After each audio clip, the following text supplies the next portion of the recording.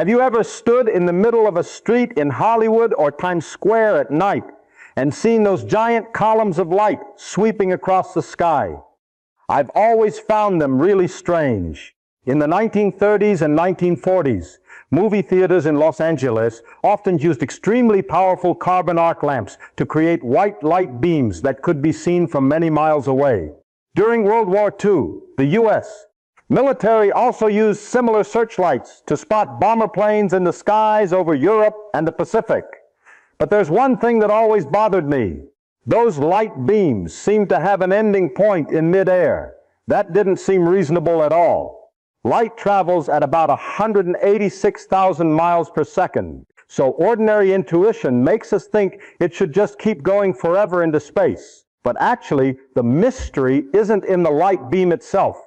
It lies in the way human eyes and the atmosphere work together to trick our intuition. I remember nights in New York when the sky looked like something straight out of the future.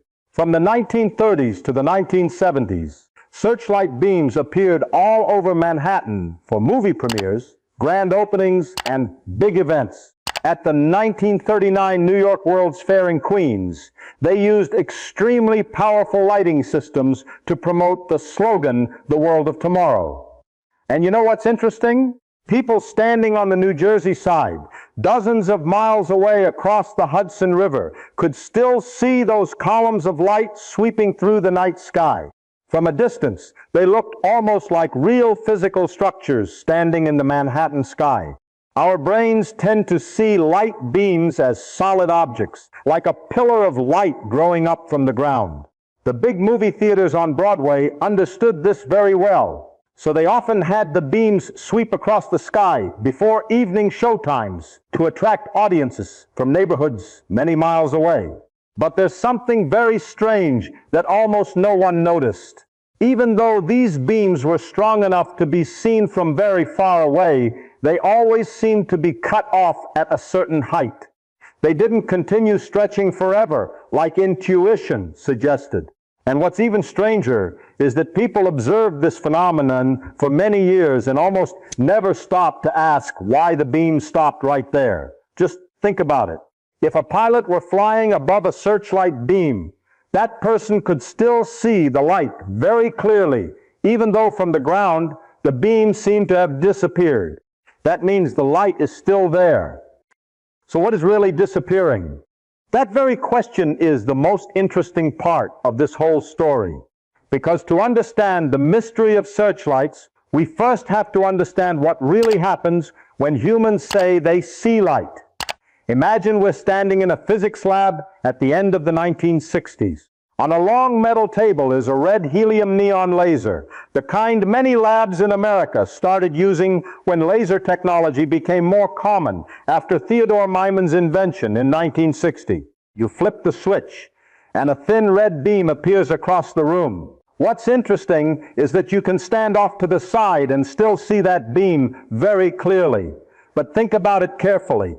The photons in the laser beam are moving in an almost perfectly straight direction from the source to the opposite wall. They're not flying toward your eyes. So why can you still see the beam from the side? This is where physics starts to get strange. If the air in the room were completely clean, with no dust, water vapor, or any tiny particles, the laser beam would be almost invisible when viewed from the side. You would only see the red dot where the laser hits the wall. What the human eye really sees is not the original light beam itself, but a portion of the light that has been scattered off tiny particles floating in the atmosphere and then bounced back to your eyes. In other words, the air is quietly drawing the light beam for you to see. I've always liked the example of a dusty room in the afternoon. You know, when sunlight shines through the curtains and suddenly you see golden columns of light floating in the air. Those beams actually always existed, but before the light met the dust, your eyes didn't have enough scattered photons to detect them. It was the dust in the room that turned the invisible light into something with a clear shape. The same thing happened in the Broadway theaters in New York.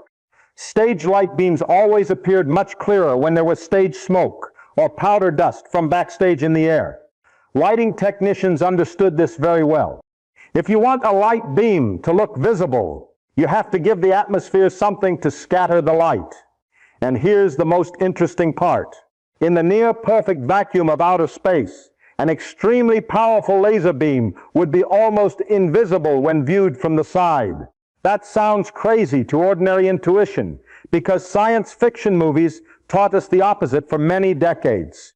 In many movies before 1988, you would see spaceships firing bright laser beams across space like giant swords of light. But real physics doesn't work that way. Space has almost no atmosphere and not enough dust particles or water vapor to scatter light toward an observer's eyes. If you stood next to a laser beam in space, you might not see anything at all until the beam hit some object. This is something I think many people don't realize. Humans only see light when a portion of the light energy travels directly into their eyes. That principle doesn't just apply to lasers. It applies to everything you've ever seen in your life. You see the moon because sunlight reflects off its surface and then enters your eyes. You see a street light because photons from the bulb go into your retina. You see another person's face because their skin scatters light in many different directions. A light beam is not a solid column of matter hanging in the air. It is simply a stream of photons traveling through space at about 186,000 miles per second. And the atmosphere, in some way, turns that invisible stream of photons into something our brains perceive as an object. But if light beams exist thanks to scattering, then now we encounter a new and much more interesting question. What happens to the scattering as the distance keeps increasing?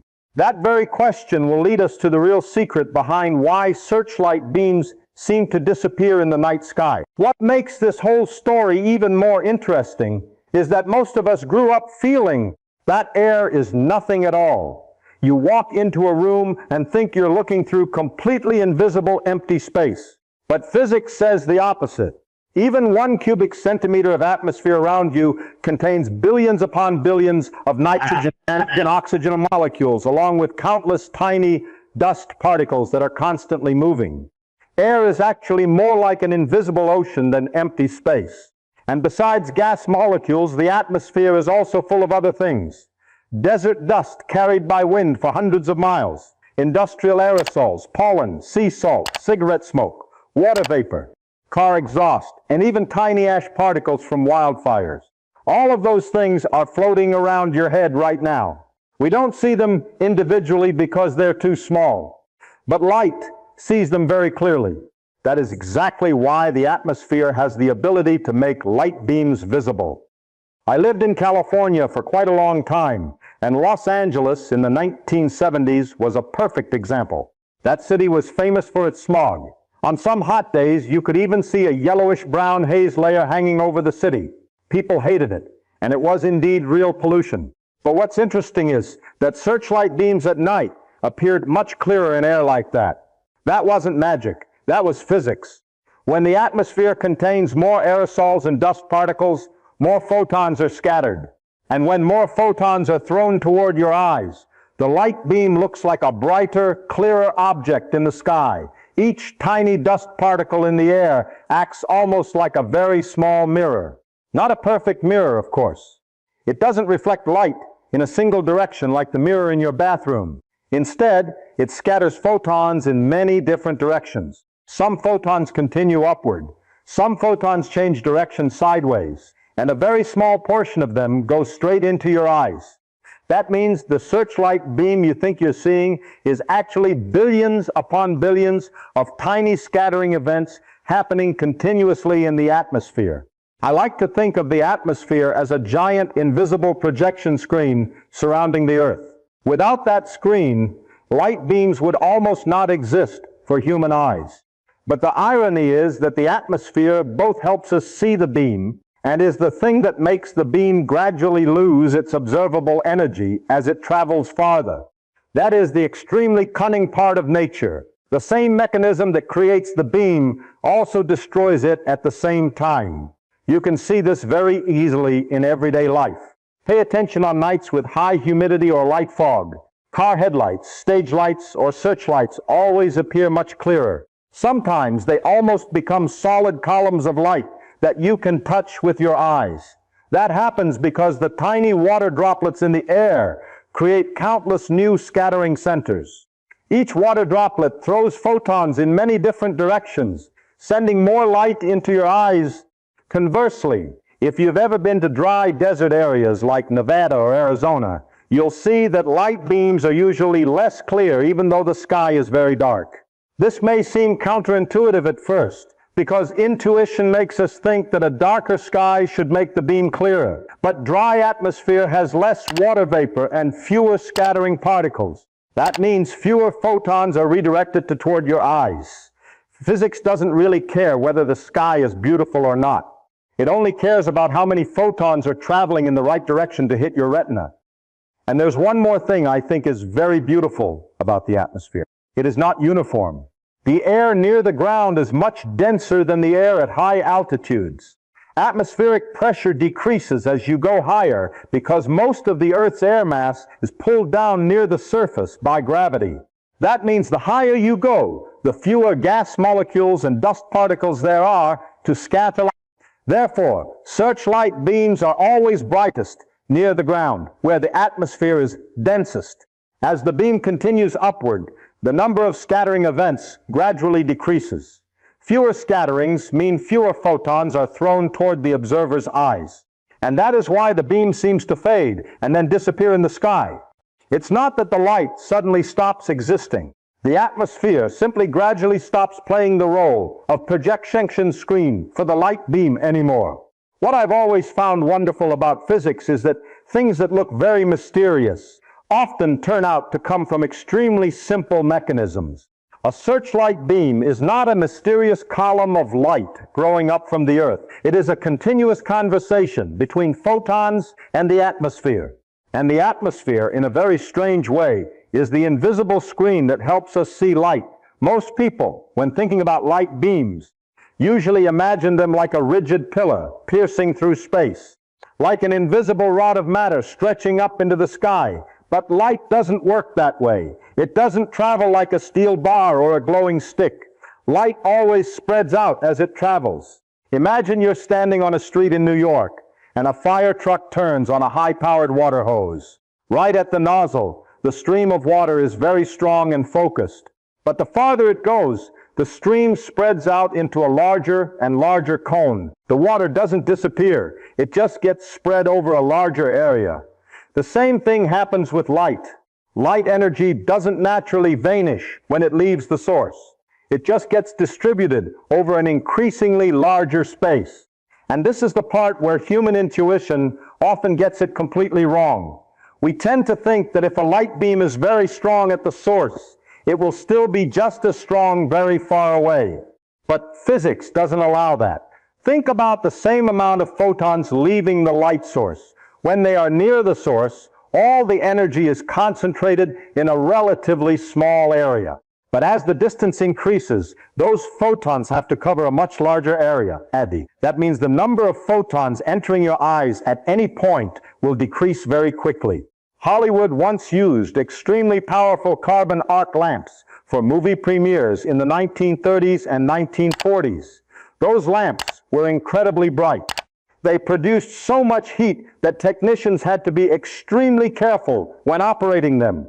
But even light sources that powerful couldn't defeat distance. From a few miles farther away, the brightness of the beam had decreased a great deal. And that didn't happen because the light got tired or ran out of energy. It happened because the photons were being spread over an increasingly larger space. You can see this with something much simpler, like an ordinary ever-ready flashlight. When you turn on the flashlight in a dark room and shine it on a nearby wall, the bright spot looks very strong. But if you step back a few dozen feet, the same amount of light instantly becomes much weaker and dimmer. No photons have disappeared. They are just covering a wider area. This is the part I've always liked best when explaining physics to people. Nature often does very simple things, but our intuition tells us a completely different story. We look at a searchlight beam and think it is an object, but in reality it is just a stream of energy that is continuously being spread thin in space A good way to visualize this is to imagine invisible spheres expanding around the light source. As soon as photons leave the source, they begin to spread out in every possible direction. If you draw a small sphere around the light source, all the energy passes through the surface area of that sphere. But when you draw a larger sphere at a greater distance, the same amount of energy has to cover a much larger surface area. And the surface area of a sphere increases extremely quickly as the radius increases. That is the extremely important part. Distance doesn't just make the light a little weaker. It makes the light weaken very quickly, much faster than ordinary intuition would guess.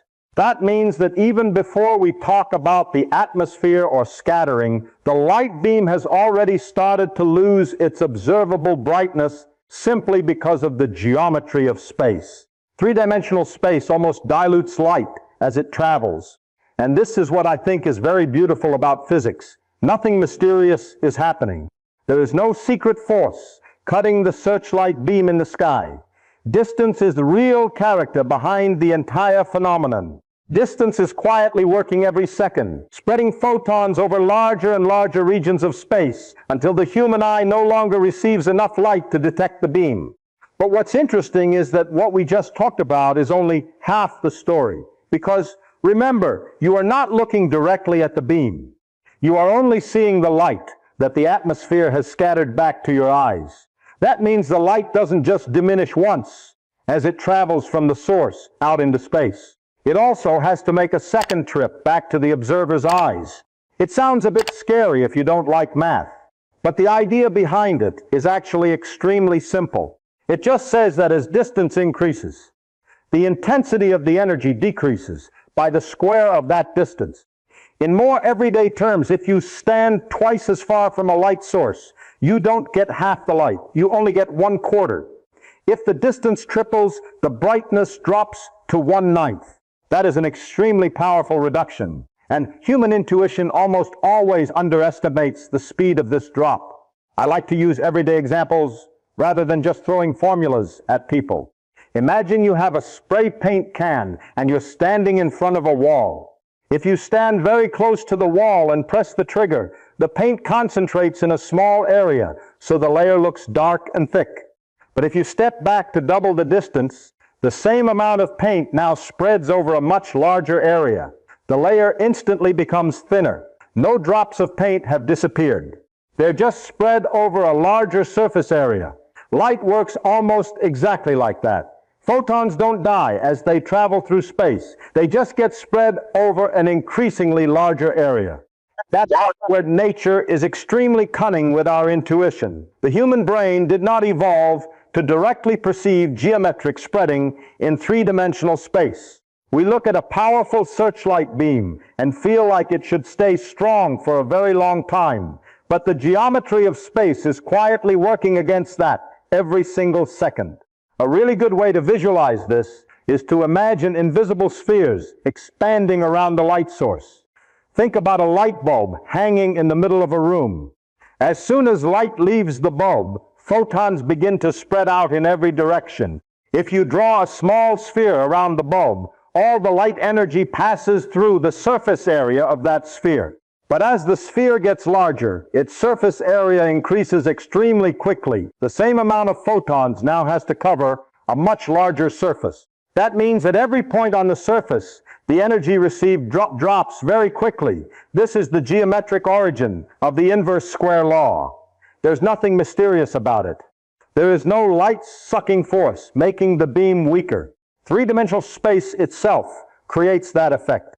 I think one of the reasons people have trouble grasping this law is because we don't directly see the energy spheres expanding around the light source, but physics sees them very clearly. And what's interesting is that the same law appears everywhere in nature. Sound obeys it. If you stand next to a big speaker at a rock concert, the sound is extremely loud. But when you move twice as far away, the sound energy you receive drops to about 1/4. Gravity also obeys this law. Earth holds the moon in orbit with gravitational force that decreases by the inverse square of the distance. Radio waves do too. Television and radio signals broadcast from transmission towers weaken extremely quickly as you move away from the source. That's why radio stations have to use very high power antennas to cover long distances.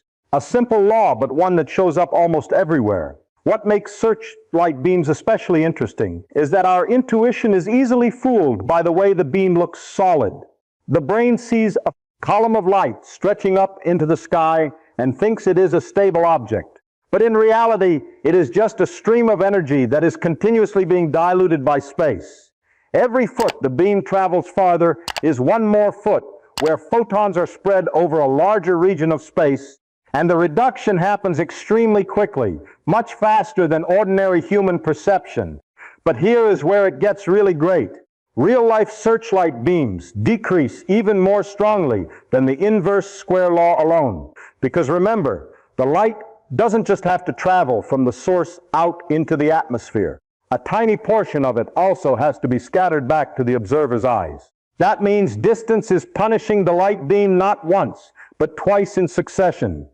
The truly cunning part of this entire phenomenon is that you never look directly at the searchlight beam. I think that is the most important thing to remember before we go any further. When you stand on the ground and look at a column of light above Manhattan or Hollywood, your eyes are not receiving photons directly from the source the way you would by staring straight at a light bulb. What you are seeing is light that left the searchlight, flew up into the atmosphere, hit dust particles or water vapor, and then a tiny portion of it changed direction and bounced back to your eyes. The entire beam that you perceive as an object is actually just a continuous series of scattering events happening in the air. Think about that for a moment.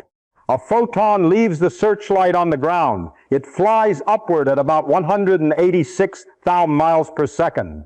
Then it meets a tiny dust particle or an extremely small water droplet in the atmosphere. At that point, the photon can continue in its original direction, be absorbed, or be scattered in a completely new direction. Only in extremely tiny fractions of those photons happen to change direction in exactly the path that leads to your eyes. And that is what creates the light beam you think you are seeing. This is extremely important because the inverse square law now appears twice in succession. First, the light has to travel from the source up into the atmosphere. On that journey, the energy has already been spread out according to distance. But then, after scattering, the portion of light traveling back toward your eyes continues to spread out once again in three-dimensional space. In other words, the photons are having to pay the price of distance twice in a row. I've always liked to picture this like a radio signal having to go through multiple relay stations. Imagine you're trying to listen to a very distant radio station while driving across the Nevada desert. The signal has already weakened with distance from the broadcast tower. But if that signal still has to be picked up by an intermediate device and retransmitted once more, you lose a lot more signal energy on the second leg. A searchlight beam does the same thing. The light doesn't simply travel from the source to the observer's eyes. It has to complete a two-step journey that is extremely costly in terms of observable energy. This explains something that intuition often finds very hard to understand. If you stand outside a searchlight beam on the ground, the beam will seem to fade and disappear fairly quickly as it rises. But if you are in an airplane flying right through that same beam, the light is still extremely strong. Two people are experiencing the same beam, but in two completely different ways. The person in the airplane is sitting directly inside the stream of photons and therefore receives a great deal of light energy. The person on the ground only receives the tiny portion of photons scattered back to their eyes after a long journey.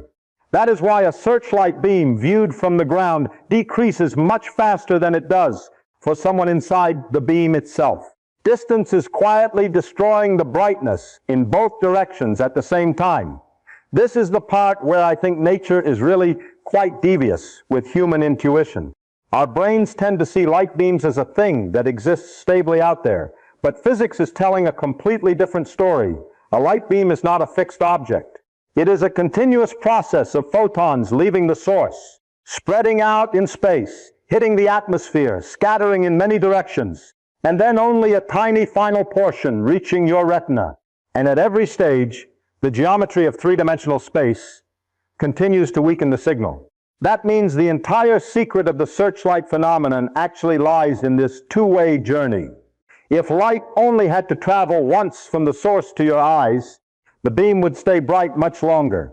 But because the photons have to travel two separate legs, from the source to the atmosphere, and then from the atmosphere back to the eyes, the rate of decrease becomes far more drastic than ordinary. Intuition would suggest this is exactly where physics begins to deliver a truly beautiful reveal.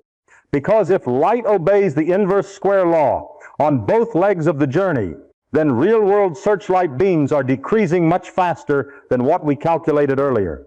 And with just one small additional mathematical step, the entire mystery of why light beams seem to be cut off in the middle of the sky suddenly becomes perfectly clear.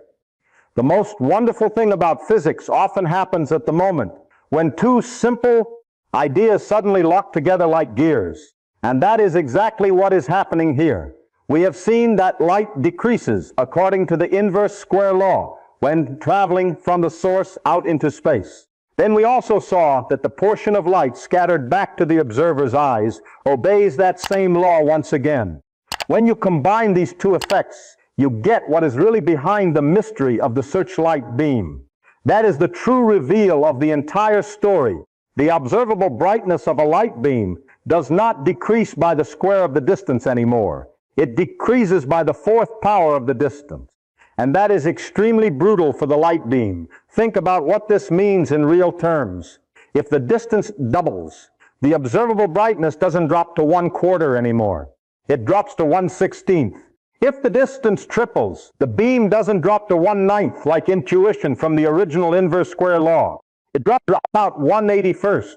That is a massive collapse in brightness. A beam that looks extremely strong near the ground can quickly become almost invisible after a relatively short distance. Suddenly, the entire searchlight phenomenon starts to make perfect sense.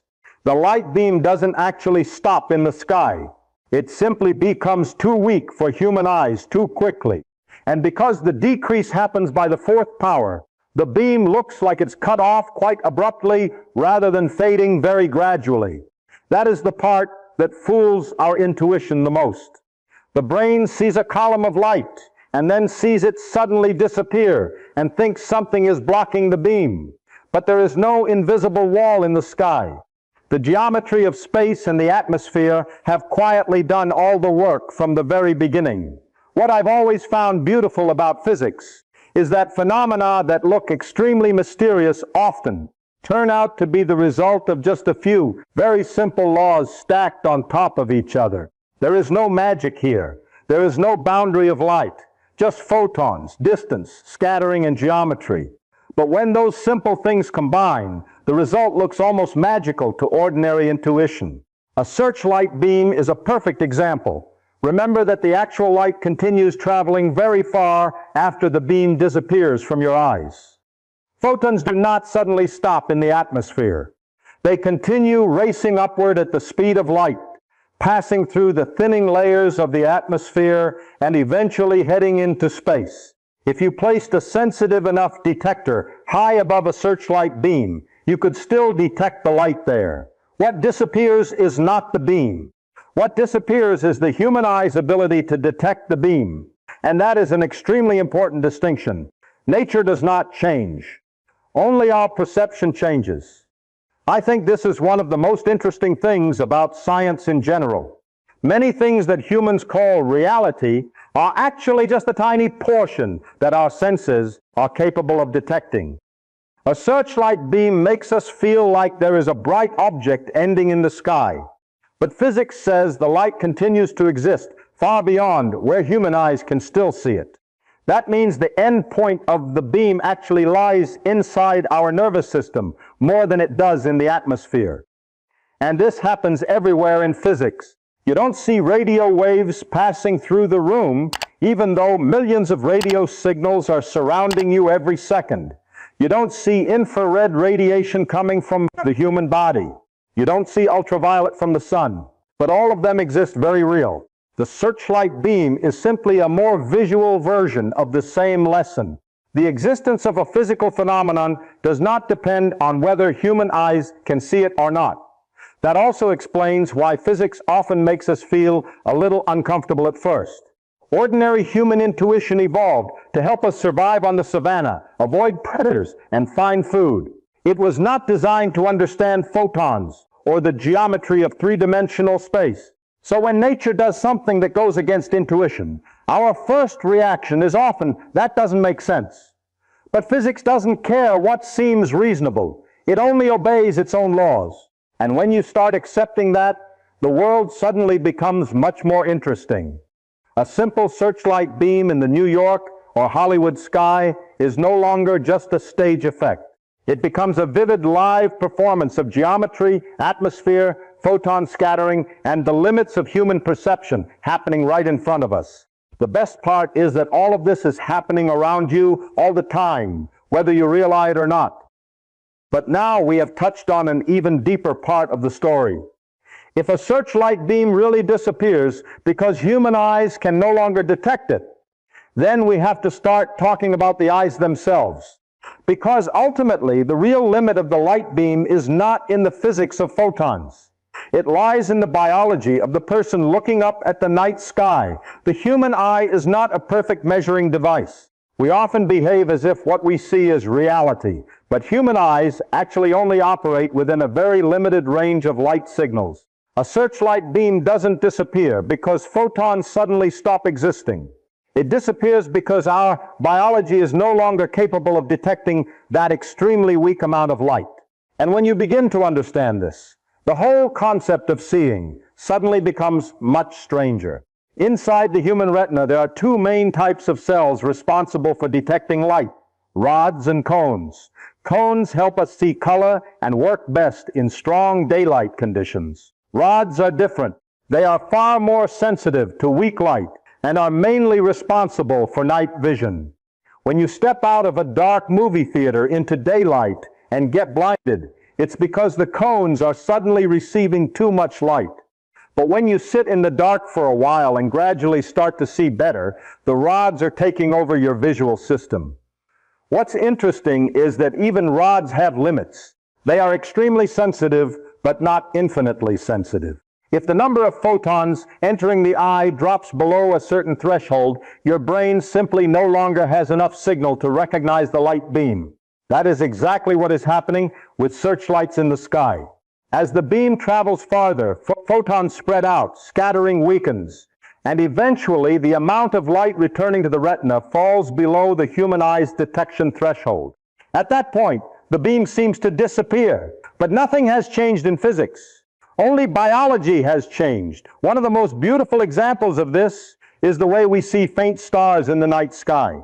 If you've ever gone to a dark desert area in Arizona or New Mexico and looked up at the Milky Way, you may have noticed something strange. Some very faint stars are actually easier to see when you're not looking directly at them. You have to look slightly off to the side for the star to suddenly appear more clearly. That sounds completely illogical at first, but the reason lies in the structure of the retina. The center of your retina contains more cones, which are great for color and daytime detail, but less sensitive in the dark. The areas away from the center contain more rods. So when you look slightly away from the star, its light falls on the more light-sensitive part of the retina, and suddenly you can see it. That means even the concept of seeing or not seeing is not a sharp boundary. It is a rather messy biological process. Your brain is constantly trying to decide whether the photon signal it receives is strong enough to call a real object. The searchlight beam lives right on that strange boundary between physics and perception. In physics, the photons continue to exist and travel. But in human biology, the beam disappeared long ago. I think this is one of the most beautiful ideas in science because it forces us to acknowledge that human senses are not the center of the universe. They are just fairly limited biological detectors created by evolution to help us survive. They were not designed to understand all of reality. They were only designed to help our ancestors not walk off a cliff at night. And that means many things in the universe still exist, even when we are no longer capable of perceiving them. Radio waves are passing through the room around you right now. Infrared radiation is coming from your body. Cosmic rays are racing through the atmosphere every second. But human eyes were not built to see them. The searchlight beam just happens to be an extremely visual example of that same principle. We see the beam for a while, then the beam seems to disappear. But in reality, only our perception has failed. And that leads to a much deeper question. If everything we call seeing is actually just our nervous system reacting to photons within a very small range, then what exactly is seeing? Do we really make direct contact with reality? Or are we only seeing a version filtered by biology for the human brain? The searchlight beam turns out to be not just a story about the atmosphere and photons. It is pulling us straight into a much larger question about perception, consciousness, and how humans experience the world around them. When you realize that humans may have never seen light in the way we always thought, I don't mean that in some vague philosophical way. I'm speaking entirely in the physical sense. When you look at a searchlight beam, or look at the moon, or look at another person's face, what is really happening is that photons carrying information reach your nervous system. Seeing in a very profound sense is not making direct contact with reality. It is a process of decoding signals. That is what physics gradually forces us to accept. Think about it with the moon, for example. When you look up at the night sky and see the bright moon, you have the feeling that you are seeing the moon. But in reality, you are not seeing the moon itself in any direct sense. What enters your eyes is only sunlight that left the sun about 8 minutes earlier, traveled through space, roughly 93 million miles, to the moon, reflected off the dust and rock on its surface, and then continued traveling another 238,000 miles or so to your retina. The entire experience you call the moon is actually your nervous system processing a stream of photons that has taken a long journey through the universe. And that is true for everything you have ever seen in your life. When you look at a street light in New York, you are looking at photons emitted from the bulb that then entered your eyes. When you look at another person's face, you are not seeing the face directly. You are seeing light that has interacted with their skin, hair, and eyes before entering your retina. Even color is not really in the object. An apple does not contain red inside it. The apple's surface only absorbs certain wavelengths and reflects others. Your brain receives that photon signal and creates the experience you call red. This means human perception is more like an interpretation system than a window straight into reality. I think the searchlight beam is an almost perfect example of this, because it makes the deception visible right in front of us. The brain sees a clear column of light and instantly concludes that there is a bright object standing in the air. But physics tells a completely different story. That beam is only a stream of photons being scattered by the atmosphere in countless directions. And when the scattering weakens, the beam does not actually disappear in the physical world. It only disappears in the observer's perception. What's interesting is that we often forget how strongly the brain participates in the process of seeing. The eyes do not simply record the world like a camera. The nervous system is constantly selecting, enhancing, removing, and interpreting signals. You can see this in many optical illusions. There are images that make two people look at the same thing, but see two different things. There are colors the brain itself fills in, even though they do not actually exist in the light signal. That does not mean reality is fake. It only means that perception is an extremely complex process between photons, biology, and the brain.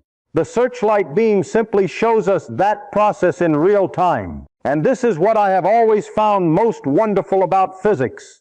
Nature does not operate in a way that seems reasonable to ordinary human intuition. Our brains evolved to throw spears, avoid predators, and find food in the environment of our ancestors millions of years ago.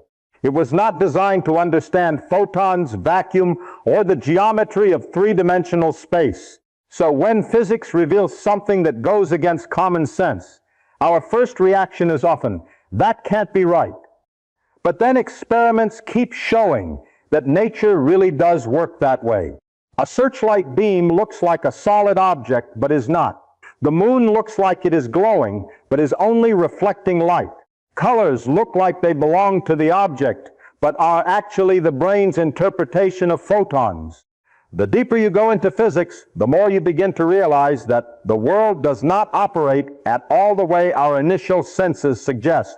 And strangely enough, that is exactly what makes science so beautiful. Not because it makes the universe simpler, but because it shows us that reality is far stranger than intuition. One of the places where humans learned the most about light beams was actually in war. In World War II, searchlights were no longer Hollywood stage effects. They became tools of survival. In the early 1940s, both London and Berlin built enormous anti-aircraft searchlight systems to spot bomber planes during night raids. If you look at photos from that time, the sky looks almost unreal. Dozens of white light beams swept through the darkness, as if someone were using giant columns of light to rake the sky. But what's interesting is that those beams were not really used to light up the sky. They were used to find something very specific, metal airplanes flying in the darkness. When a searchlight beam swept across an airplane's fuselage, light reflected off the metal, and suddenly the plane became clearly visible to the anti-aircraft gunners below. That means the entire air defense system of that era depended almost entirely on scattering and reflection. The searchlight sent photons into the atmosphere. The atmosphere made the beam visible. Then the photons continued and hit the aluminum or steel fuselage. And finally, a portion of the light reflected back to the observer's eyes or the gunsits. The entire process obeys exactly the same physical laws we just talked about. What I've always liked about physics is that it doesn't change no matter how dramatic the context is. A photon doesn't care whether it is shining on a Broadway stage or on a bomber over London. It still obeys the same laws of scattering, reflection, and the inverse square law. Nature is extremely consistent in that way. You can change all of human history around it, but photons will still just do what photons do. During major raids like the Blitz in London in 1940 and 1941, searchlights were often coordinated with early radar and anti-aircraft guns. When radar detected enemy planes, searchlights would try to lock their beams on the target so gunners could see it with the naked eye. And here is the very interesting part. The searchlight beams were so powerful that many pilots described the feeling of being caught in the light as suddenly being pulled out of darkness onto a stage. An airplane that was invisible in the night suddenly became a bright target in the sky. But even those extremely powerful beams still obeyed the same physical limits we just discussed. From the ground, observers could see the columns of light stretching up into the sky. But at higher altitudes, the beams seemed to fade very quickly. That does not mean the light was no longer there. It only means the amount of photons scattering back to the observer's eyes had decreased too much. The anti-aircraft beams in Berlin or London sometimes looked like giant swords of light stabbing through the night sky, but in reality they were far more fragile than intuition suggested. They existed thanks to the atmosphere. They existed thanks to scattering. And they existed thanks to human eyes still being sensitive enough to receive photons returning to the retina. What I find interesting is that war often forced people to learn physics very quickly. You suddenly had to understand radar, radio waves, optics, and ballistics, not as abstract concepts in a classroom, but as things that decided life and death. But even in that context, nature did not change. Searchlights did not try to find airplanes. Photons did not want to reflect off airplane wings. It was all just geometry, atmosphere, and electromagnetic radiation doing exactly what the laws of physics say they must do. I think that is one of the things that is both cold and beautiful about science. The universe does not change its laws according to human emotions. And it is precisely because those laws are so stable that we were able to learn how to use light to find airplanes in the darkness, send radio signals across oceans, or eventually understand how searchlight beams really work. But this whole war story also brings us back to our original question. If those enormous power searchlights could shine tens of thousands of feet into the sky, if they were strong enough to reflect off airplanes at great distances, then why did the beams still disappear so quickly when viewed from afar? Why did those seemingly solid and powerful columns of light ultimately dissolve into darkness after a relatively short distance? That very question brings us back to the most important part of the entire phenomenon. The way light energy is spread through space, much faster than human intuition ever imagined. What I've always liked about physics is that if you truly understand an idea, you should be able to explain it with something so everyday it's almost ridiculous. If you need too many formulas to keep the idea standing, it usually means you haven't truly understood it intuitively. And that is why I really like silly examples like the butter spray gun. Imagine you walk into a crowded restaurant in New York in the morning. The chef behind the counter is trying to serve toast to hundreds of people very quickly. Instead of using a knife to spread butter on each slice, he builds a giant butter spray gun. It sounds ridiculous, but just imagine it. When he pulls the trigger, the gun shoots out a fixed amount of butter forward. If you stand very close, most of that butter concentrates on a small area of the toast slice. The layer is thick, rich, and very visible. But if you step back to double the distance before he pulls the trigger, what happens? The same amount of butter now covers a much larger area. The layer becomes thinner. No butter has disappeared. It is just spread out. If you keep stepping farther back, eventually the butter becomes so thin that you can barely see it on the toast anymore. That is exactly what is happening with light beams. And the best part is that intuition suddenly understands it without needing much math. Photons do not die. Light does not get tired. Energy is simply spread over an increasingly larger area as distance increases. I think this is where physics starts to become really fun, because suddenly you are no longer looking at formulas. You start to see what is physically happening in the real world. A searchlight beam is not a mysterious pillar standing still in the sky. It is much more like that butter spray gun. The light source continuously sprays photons out into space. But the farther they go, the more the photons are spread over larger and larger regions.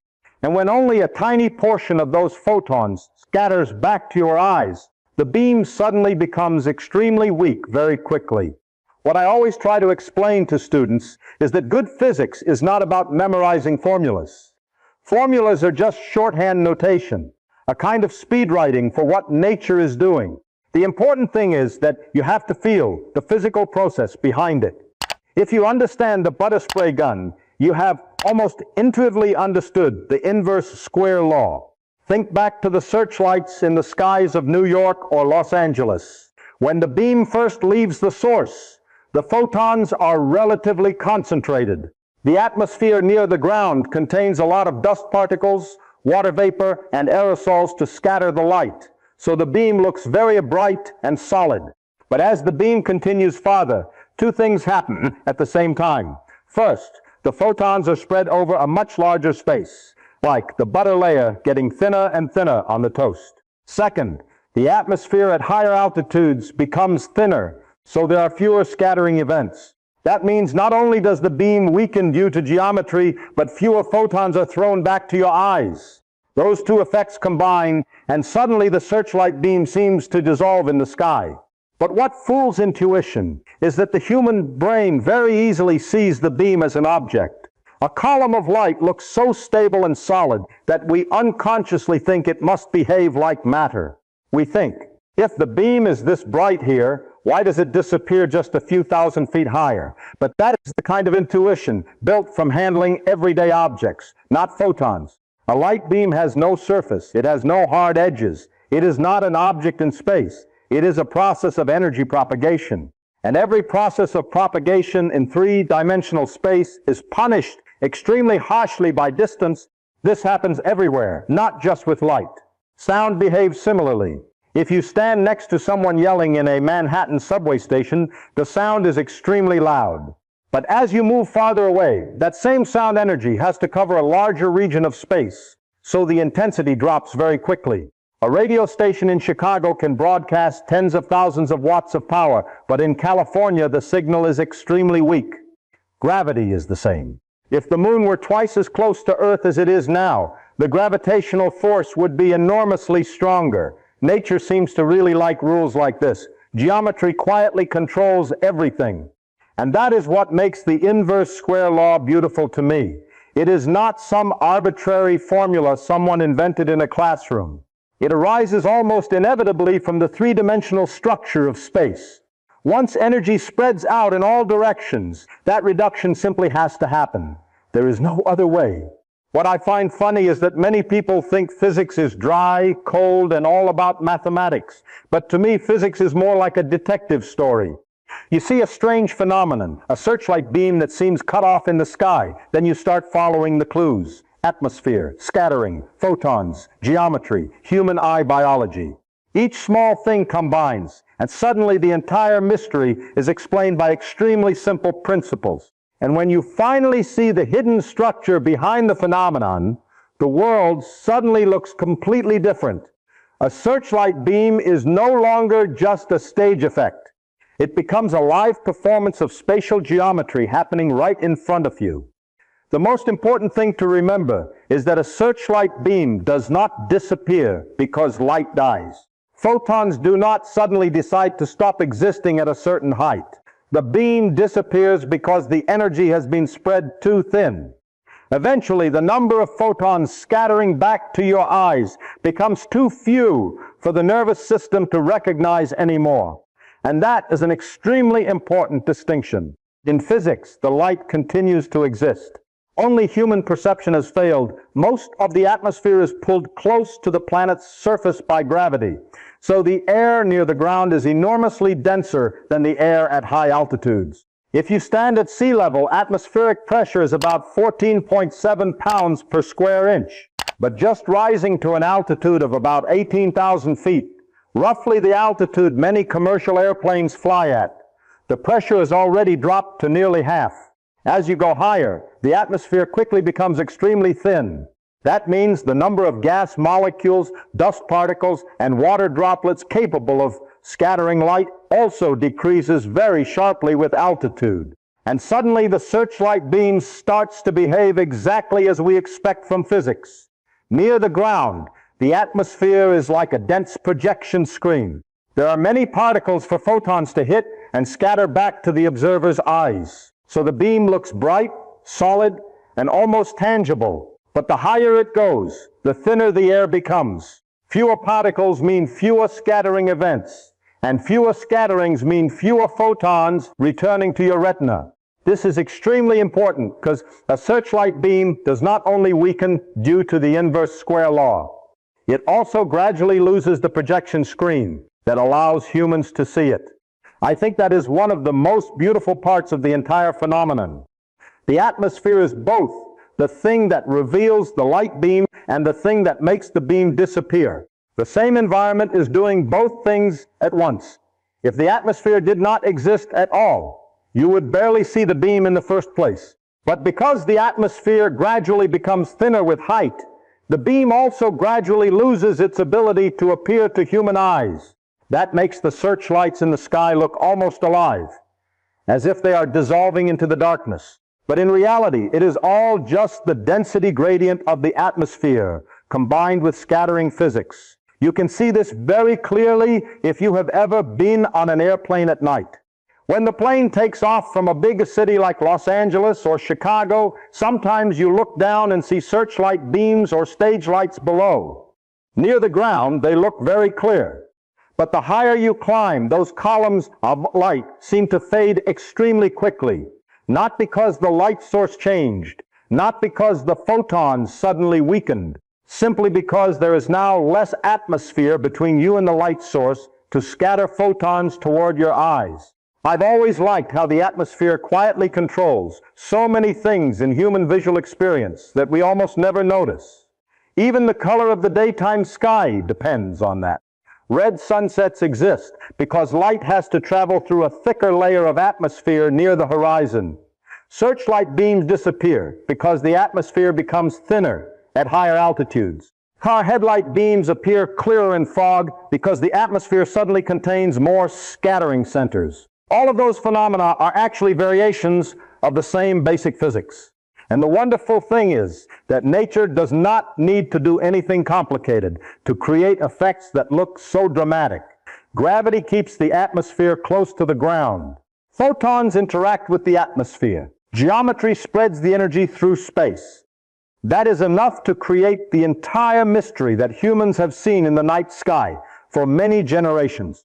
I think one of the reasons searchlight beams look so strange is because our brains unconsciously expect objects to have clear physical boundaries. A stone pillar ends somewhere because its material actually stops at that point.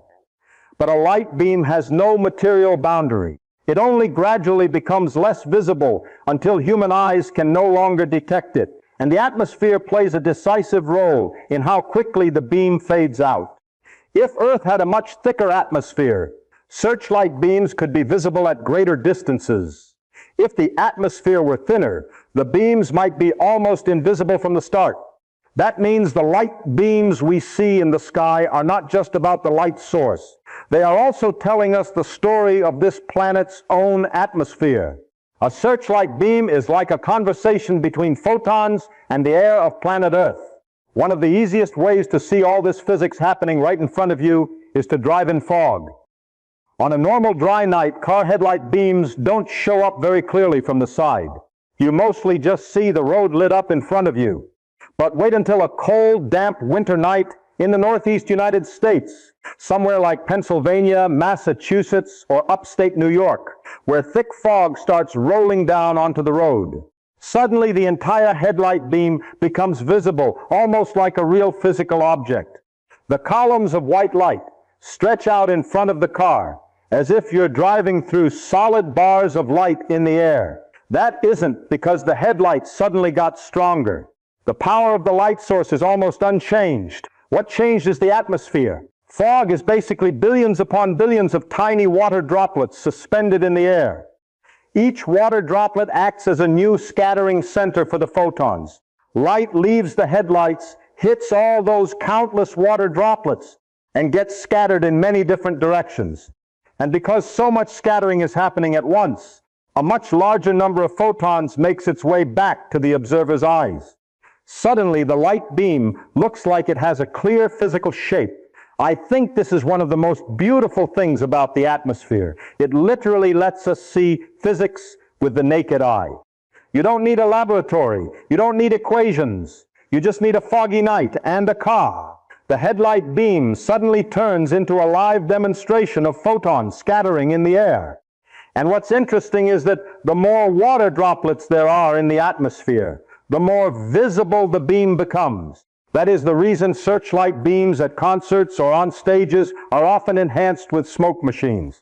Lighting technicians understand this physics very well, even if they don't think about it in the language of Maxwell's equations or scattering theory. If you want the audience to see the light beam as an object in the air, you have to give the photons something to hit. Smoke, dust, and water vapor essentially turn the atmosphere into a giant projection screen.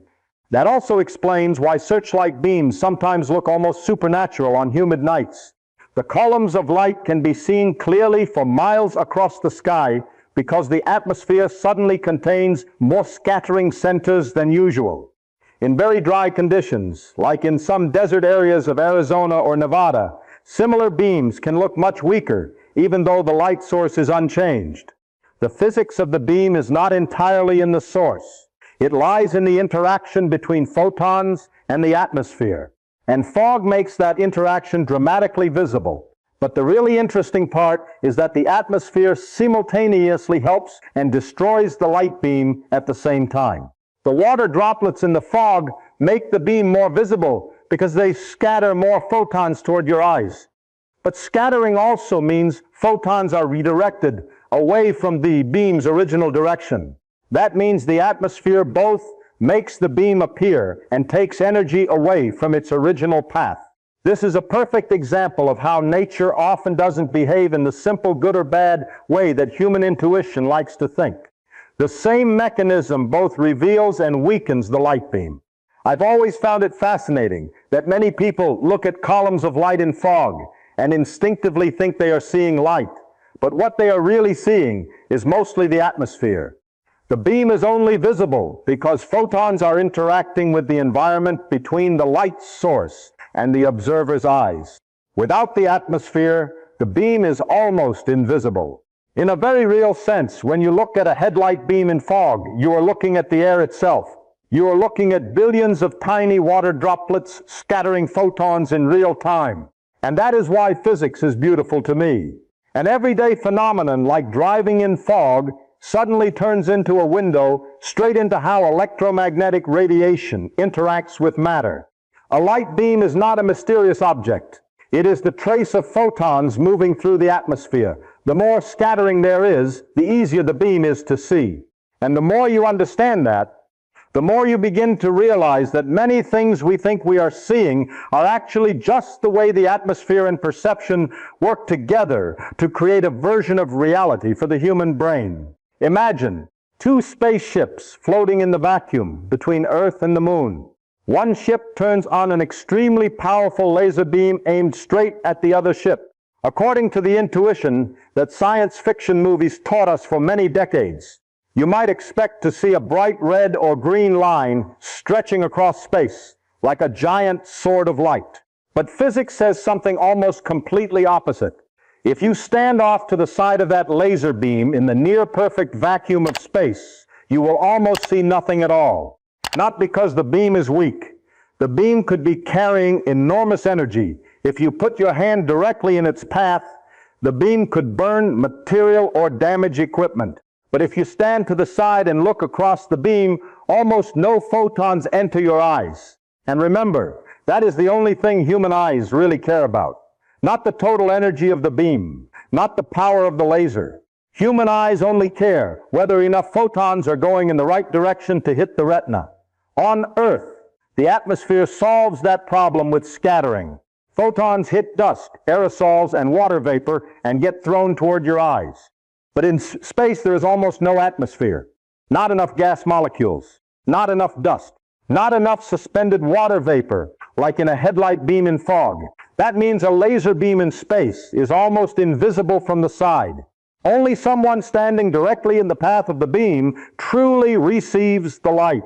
I've always found this very funny because Hollywood clearly hates the real universe. In many science fiction movies before 1988, space battles looked like a giant fireworks show. Red, green, or blue laser beams cut across space like solid spears of light. It looks very dramatic, of course, but real physics is much quieter and more invisible. If you actually looked at a laser beam in the vacuum of space, most of the time you would only see the point where the beam hits the target. The space in between would be almost completely dark. And that makes me think of something much more interesting about perception. The human brain really hates emptiness. We like everything to be visible, textured, and filled with objects. But the real universe doesn't behave that way. The real universe is mostly darkness. It is mostly empty space. We are so used to the atmosphere that we almost forget that most of the cosmos doesn't have it. On Earth, the atmosphere is constantly scattering light everywhere, making the world look bright and full of visible beams, clouds, haze, and colors. But in space, everything becomes much harsher. A light source can be extremely powerful and still almost invisible if you are not standing in the right position to receive photons directly. This is also true for sound, by the way. Many space movies are full of huge explosions and roaring engines in vacuum, but sound needs matter to travel through. In vacuum, explosions in space would be almost completely silent to an observer outside the spaceship. The real universe is much quieter than Hollywood wants it to be. Darker, emptier. And strangely enough, I think that makes it more beautiful, not less. The great thing about science is that it constantly forces us to abandon comfortable intuitions in order to see the universe as it really is. A laser beam in space is a perfect example. Intuition says that a giant energy beam must look like something. But physics says that visibility does not depend mainly on energy. It depends on whether any photons are redirected into the observer's eyes. No scattering, no visible beam. Simple as that. And suddenly you begin to realize that what we call seeing is actually extremely selective. We do not see the world directly. We only see the tiny fraction of electromagnetic radiation that happens to interact with our atmosphere and biology in exactly the right way. Searchlight beams on Earth are visible because the atmosphere helps human eyes detect the photons. Laser beams in space are invisible because vacuum does not do that. That means human perception depends enormously on the environment we evolved in. If humans had evolved in vacuum instead of in an atmosphere, our intuition about light would probably be completely different. I think that is one of the strangest and most beautiful ideas that physics brings us. What seems obvious to the human brain is often just a product of the biological environment we grew up in. Light beams do not change between Earth and space. Photons still obey the same Maxwell's equations. What changes is the atmosphere and perception. And when you truly understand that, a searchlight beam suddenly stops being just an optical phenomenon. It becomes a window into how human consciousness builds its own version of visible reality. Actually, one of the most familiar things on Earth, the blue color of the daytime sky, also comes from almost the same physics. If you ask why the sky is blue, many people will simply say, because that's just the color of the sky. But it is the atmosphere that creates that color. If Earth had no atmosphere, the daytime sky would not be blue at all. It would be as black as space even at noon. Astronauts in orbit see exactly that. The sun is still terrifyingly bright, but the space around it is almost completely dark. And the reason lies in scattering. White light from the sun actually contains many different wavelengths: red, orange, yellow, green, blue, and violet. When light enters Earth's atmosphere, the small gas molecules in the air begin scattering the shorter wavelengths more strongly than the longer ones. This phenomenon is called Rayleigh scattering. That means blue and violet light are scattered much more strongly than red light because they have shorter wavelengths. The human brain is more sensitive to blue light than violet in daytime conditions, and the atmosphere also absorbs some of the violet light, so what we ultimately see is a blue sky. But notice the strange thing here. The blue sky is not a blue object hanging above your head. It is the result of photons being redirected by the atmosphere toward your eyes from every direction. In a very real sense, you are looking at Earth's atmosphere itself, and suddenly searchlight beams and the daytime sky begin to feel like close relatives of the same physical phenomenon. In both cases, the atmosphere is scattering photons and sending them into the observer's eyes. Searchlights create visible columns of light at night. The atmosphere creates a giant blue dome during the day. Both are traces of light interacting with matter between the light source and your retina. I've always liked this because it turns everyday things into something almost cosmic. Every time you look up at a blue sky, you are looking at direct evidence of electromagnetic scattering happening in the atmosphere. And the atmosphere doesn't just make the sky blue. It is constantly editing the way humans see the world around them. Think about sunsets, for example. When the sun is directly overhead at noon, light only passes through a relatively thin layer of atmosphere before reaching your eyes. But when the sun drops near the horizon at sunset, the light has to travel through an enormously thicker amount of atmosphere. And on that long journey, most of the blue light has already been scattered out of the direct path. What remains reaching your eyes is mostly the longer wavelengths like red, orange, and yellow. Suddenly the sky turns fiery. A red sunset is not because the sun suddenly changed color. The atmosphere is editing the light before it reaches your eyes. That means the atmosphere behaves almost like a giant filter surrounding the planet. It continuously modifies photon streams from every light source we see. Searchlight beams are visible because the atmosphere scatters photons.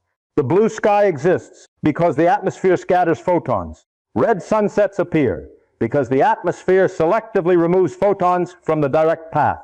A very large part of what we call the visible world is actually the result of the atmosphere quietly rewriting light before the brain has a chance to interpret it.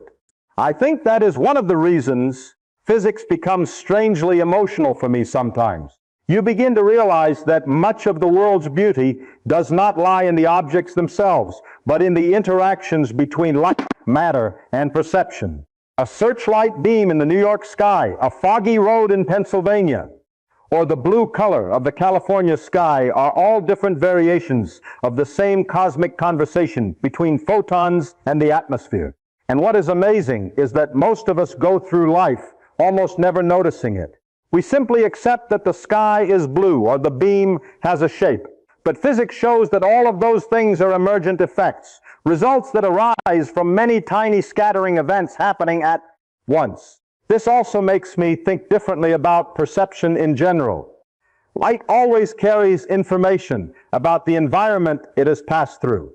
If you look at a searchlight beam, you are indirectly looking at the atmosphere. If you look at the red color of a sunset, you are looking at the thickness of the atmosphere the photons just traveled through. Astronomers do the same thing with stars and galaxies. They study light not only to know what the light source is, but also to know what environments the photons pass through on their way to Earth. In a very beautiful sense, light always tells us the story of where it has been. And Earth's atmosphere is telling its own story every time we look up at a blue sky or see a searchlight beam fading into the darkness of night. The final thing that makes searchlight beams seem to disappear does not lie in photons, atmosphere, or geometry alone. It lies in our own limits. The human eye has a very real detection threshold, just like a microphone has a limit on the faintest sound it can record. If the sound signal is too weak, the microphone no longer hears anything, even though pressure waves in the air still exist. The same is true with light.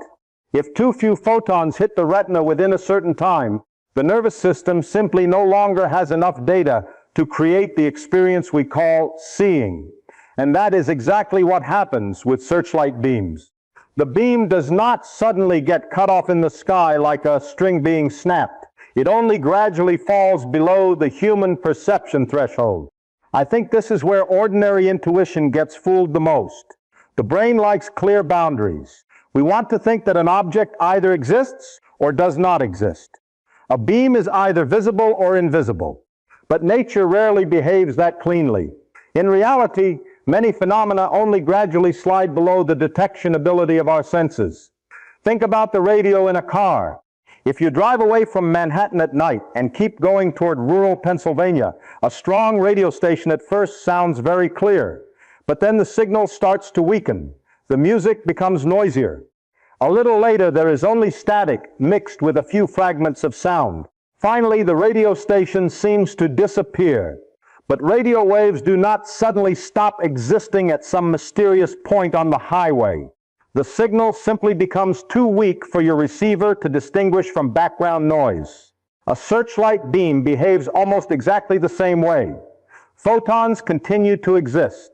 The beam continues traveling through the atmosphere and into space. But eventually, the number of photons scattering back to your eyes becomes too small for the nervous system to distinguish from the biological noise of the retina itself. And suddenly the beam disappears. What is fascinating is that human perception always operates this way. We live in a universe full of continuous gradients, but the brain constantly forces them into clear categories to make them easier to handle. A sound is either there or not there. An object is either visible or invisible. But physics rarely creates such sharp boundaries. A searchlight beam does not stop at a specific height. It only becomes progressively harder to detect until human eyes give up. This happens everywhere in life that we almost never notice. You walk into a dark room and at first see nothing. But a few minutes later, your eyes adapt and suddenly you begin to distinguish shapes in the darkness. That does not mean the room suddenly produces more photons. Your biology simply shifted the detection threshold lower. Or think about someone talking at the end of a long hallway. At first you hear them very clearly. Later there are only fragments. Finally, your brain no longer has enough information to reconstruct the speech, but the sound waves still exist in the air. I think many phenomena that humans historically called magic are actually just interactions between physics and perception thresholds. Mirages in the desert, objects appearing in fog, stars that suddenly become visible when you look slightly away, even the feeling that a dark room is full of shadowy figures when the visual signal is too weak and the brain starts filling in missing information. The human brain is an extremely powerful pattern detection machine, but it works with data that is always incomplete. A searchlight beam simply exposes that in a very dramatic way. This leads us back to an almost philosophical question that physics keeps pushing us toward. What really exists independent of human perception? If a light beam still has photons but no one can detect it anymore, does that beam still exist in the way everyday intuition thinks? Physics answers very coldly, yes. Photons do not care whether human eyes can still see them or not. But human experience is built almost entirely from what the nervous system can detect and interpret. And suddenly you begin to realize that reality as experienced and reality as described by physics are not exactly the same. The searchlight beam is one of the most beautiful examples of that tension. One part of the story belongs to photons, atmosphere, and geometry. The rest belongs to rods, cones, and the biological thresholds of the human brain. And when those two worlds overlap, they create what we call a column of light disappearing in the night sky. There is one idea that the longer I do physics, the stranger and more beautiful I find it. Humans have never made direct contact with the world around us. It sounds a bit exaggerated, but think carefully about what really happens when you see something. You do not touch a light beam or the moon directly with your consciousness. All the nervous system receives is signals carried by light. Photons bring information from the outside world to the retina, and then the brain tries to build a version of reality from that stream of signals. In a very real sense, we are living inside a model that the brain continuously constructs from light. The searchlight beam is a perfect example because it clearly reveals the entire process. The brain sees photons being scattered in the atmosphere and immediately creates the sensation of a column of light existing in the air. But physics shows that the beam is not a solid object. It is only light information being redirected by the atmosphere toward the observer's eyes. What's interesting is that the brain does this all the time without us almost noticing. When you look at a chair, you think you are seeing the chair directly. But in reality, your eyes are only receiving photons reflected off the object's surface. The brain analyzes shape, brightness, shadows, color, and texture, and creates the experience you call the chair. A very large part of what we call seeing is actually an interpretation process rather than passive recording. And everything becomes even stranger when you remember that human eyes only see a tiny portion of the electromagnetic spectrum. We evolved to see a very narrow range of wavelengths between red and violet. Outside that range, an entire universe of information still exists that human eyes cannot perceive at all. Infrared radiation is present all around you right now. The human body continuously emits infrared radiation because of body heat. If you had an infrared camera, a dark room would immediately light up with heat regions that the naked eye has never seen. Ultraviolet is the same. Many insects see flowers completely differently from humans because they can see ultraviolet patterns on the petals, shapes completely invisible to human eyes. Radio waves are even more extreme. Millions of radio, television, and communication signals are passing through your body every second, but the human nervous system was not built to sense them. That always makes me feel very humble. We often behave as if our senses are showing us reality exactly as it is. But in reality, human biology only tunes in to a very small portion of what the universe is doing. A searchlight beam becomes mysterious only because it sits right at the edge of the human eye's ability to perceive. When scattering is strong enough, the beam appears clearly. When the number of photons becomes too few, the beam disappears. But the underlying physics remains completely unchanged. Photons continue to exist whether human eyes can see them or not. I think modern physics almost always begins where sensory intuition fails. You cannot see atoms with the naked eye. You cannot directly feel radio waves. You cannot understand quantum mechanics with everyday experience alone. Much of the entire journey of modern physics is actually about building tools that help humans expand perception beyond natural biological limits. Telescopes allow us to detect light from galaxies millions of light years away. Radio receivers turn invisible electromagnetic waves into sound. X-ray machines let us look inside the body. Particle detectors help us infer the existence of particles no one can see directly. In a very beautiful sense, science is the process of humans continuously expanding their own senses. And every time we do that, the universe appears far stranger than our old intuition. A searchlight beam is just the first door leading to that realization. You start with a simple question. Why does the column of light seem to end in the middle of the sky? But suddenly you are talking about the atmosphere, scattering, the biology of the retina, electromagnetic radiation, and the limits of human consciousness perception. That is why I have always loved physics. A seemingly very ordinary phenomenon can lead you straight to the deepest questions about reality. And the most wonderful thing is that science does not destroy the sense of wonder in the world. When it explains things, it makes that sense bigger. A searchlight beam is already impressive if you only see it as a lighting effect.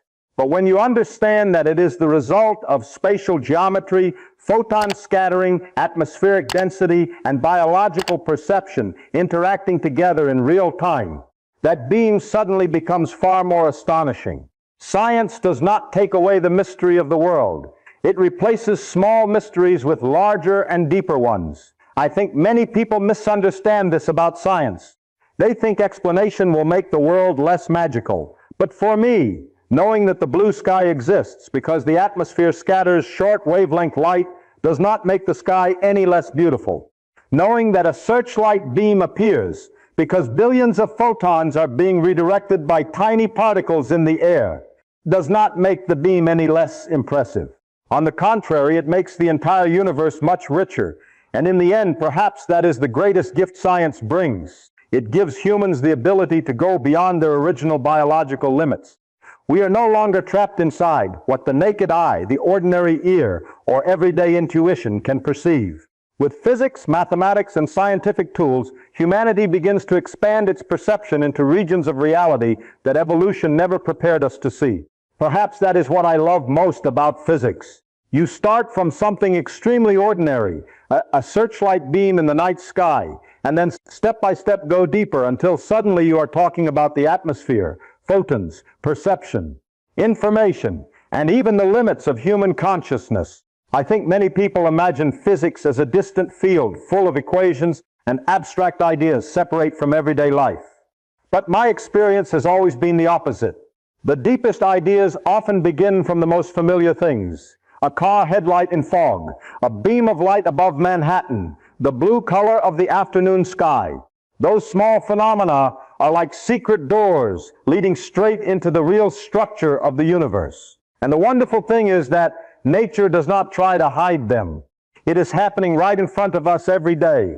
It is just that most of the time we look without really asking questions. A searchlight beam, at first glance, seems like just a simple column of light. But then you start to get curious. Why do we see the beam from the side? Why is it brighter near the ground? Why does it seem to end in the middle of the sky? Why does it appear clearer in fog? And suddenly an entire network of physics ideas opens up behind that phenomenon. The atmosphere scattering photons, the geometry of spreading out the energy, the retina having limits on detecting light, the brain interpreting signals into images. All of those things are working together at once to create what we call a column of light. I have always found that extremely beautiful because physics shows that phenomena that seem complex or mysterious are often just the consequences of a few very simple laws combining with each other. There is no magic happening in the sky when the searchlight beam disappears. There is only scattering, the inverse square law, the atmosphere, and biology. But when those simple rules work together, the result looks almost magical to human intuition. And I think this is one of the biggest lessons that science teaches us. Nature does not care what seems reasonable to the human brain. Photons do not care what our intuition thinks about the beam having to stretch all the way up into the sky. The atmosphere does not care whether we see the beam as solid or not. The laws of physics simply operate in their own way. It is we who are the creatures constantly trying to force reality into the familiar patterns of everyday intuition. But then physics appears and says, no, the universe is much stranger than that. What is interesting is that the longer I study physics, the less I feel the world is ordinary. A simple beam of light is no longer just light. It is electromagnetic radiation interacting with the atmosphere of a planet, orbiting a star in the vast universe. A red sunset is no longer just a beautiful landscape. It is photons that have traveled through a thicker layer of atmosphere before reaching the observer's eyes. Even the act of seeing is no longer obvious. It is a biological nervous system building a model of reality from light signals. Physics makes familiar things much stranger, but in a beautiful way. I think the real beauty of science does not lie in the formulas. Formulas are just tools. The beauty lies in the moment when you suddenly see the hidden structure beneath things that seem ordinary, like seeing the invisible gears operating behind the world. And the best part is that the more you understand physics, the more you realize how much else you still don't understand. That is why curiosity is more important than trying to appear smart. A person trying to appear smart often wants to always have the answers. But real science begins at the moment you are curious enough to say, wait, how is this actually happening? That very curiosity has led us from a searchlight beam in the sky to the atmosphere, photons, perception, and the nature of seeing.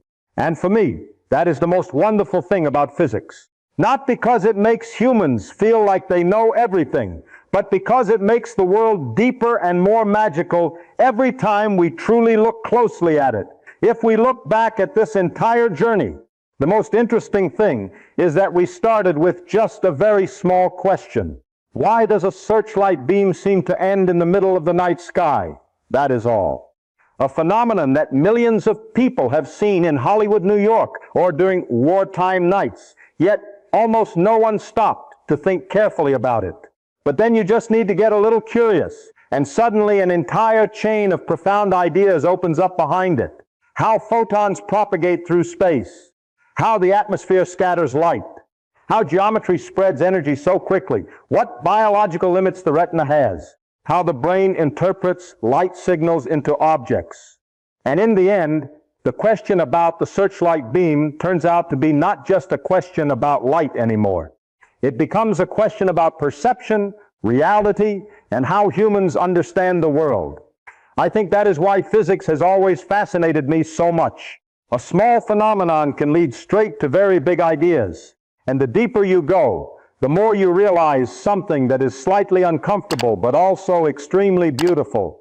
Human natural intuition was not created to understand the universe. It was created to help our ancestors survive. The brain evolved to detect movement in the grass, find food, avoid predators, and recognize faces. It did not evolve to understand photons, vacuum, or the curvature of space-time. So it is no surprise that modern physics keeps showing that reality works very differently from everyday common sense. The searchlight beam is just a small example. Intuition tells us that the beam is a real column of light existing in the air. Physics says it is only photons being scattered into the observer's eyes. Intuition says the beam ends in the sky. Physics says the light continues traveling very far after human eyes can no longer detect it. And if you think that is already strange enough, just look at quantum mechanics.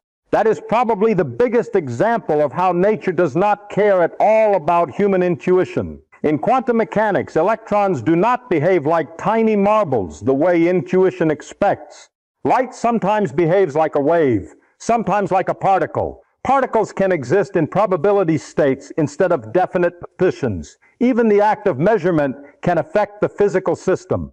I have said many times that if someone thinks they truly understand quantum mechanics just through everyday intuition, they probably have not understood it deeply enough.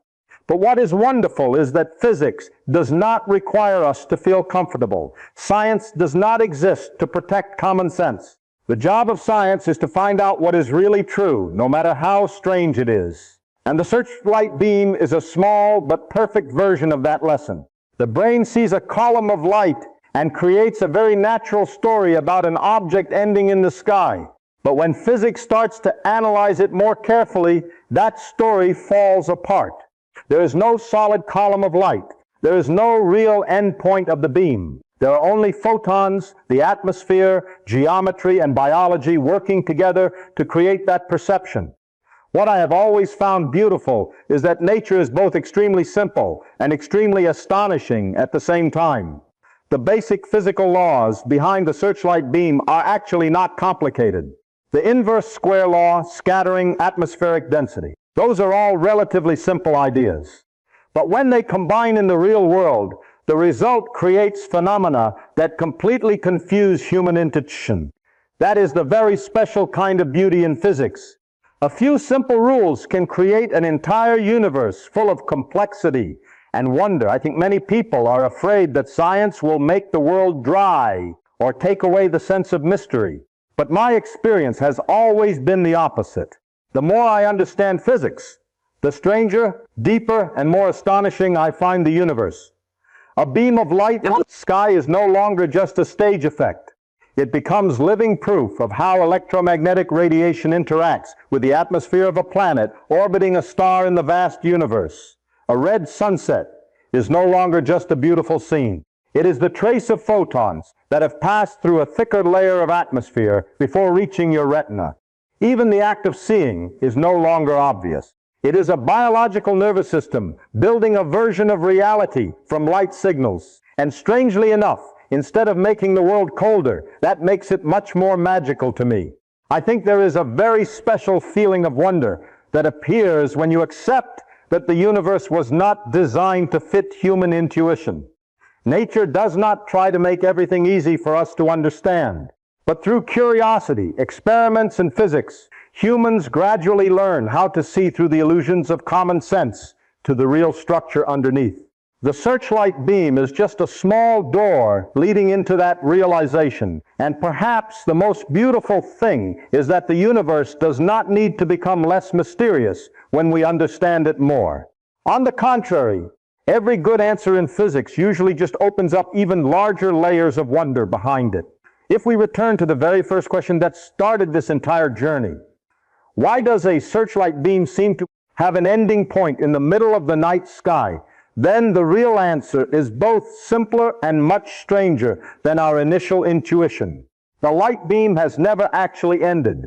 Photons do not suddenly stop at some mysterious height above Manhattan or Hollywood. They continue racing forward at the speed of light, passing through increasingly thin atmosphere, leaving the final layers of Earth's air behind, and heading into the nearly endless darkness of space. The only thing that ends is human perception. What we call the end of the beam is actually just the point where the number of photons scattering back to the eyes has dropped below the threshold that the retina can still detect. The beam does not disappear in physics. It only disappears in biology. And strangely enough, I think that is an idea that is both beautiful and humbling, because it reminds us that many things in the universe continue to exist simply because human senses are no longer capable of seeing them. Radio waves still pass through the room, even though your eyes cannot see them.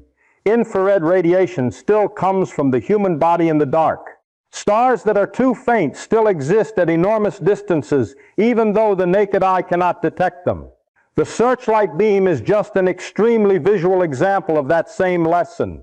We look up at the sky and think the beam has ended, but in reality the photons are still continuing their journey far beyond the limits of our perception, long after the beam has disappeared from the fonte. Observer's eyes. I have always liked that image. A stream of photons leaving a searchlight on Earth and continuing to race into the darkness of the atmosphere, passing through the final layers of air, leaving this planet behind, and heading into the silent vastness of space. There is something almost poetic about that to me. A beam of light that the brain thinks ended long ago is actually still continuing to exist somewhere out there in the universe. And what is interesting is that physics allows us to know that even when human eyes can no longer see it directly. Perhaps that is the most wonderful thing about science in general. It helps humans go beyond the limits of natural intuition. Intuition says the beam stops in the sky. Physics says the photons continue traveling very far. Intuition says perception shows us reality exactly as it is. Physics shows that perception is only a biological model built from an extremely limited amount of information. And every time science reveals something like that, the universe becomes a little bigger, stranger, and more beautiful. A simple searchlight beam in the sky turns out to be not just a lighting effect. It is a reminder that reality is always deeper than what our first senses suggest. And perhaps that is where physics is most wonderful. It allows us to see things that ordinary intuition would never realize on its own. If you like stories where physics turns familiar things into something astonishing, please subscribe to the channel and join me in continuing to explore the strangest mysteries of the universe. For now, thank you for taking the time to look deeper into a seemingly very ordinary beam of light, and I will see you in the next story.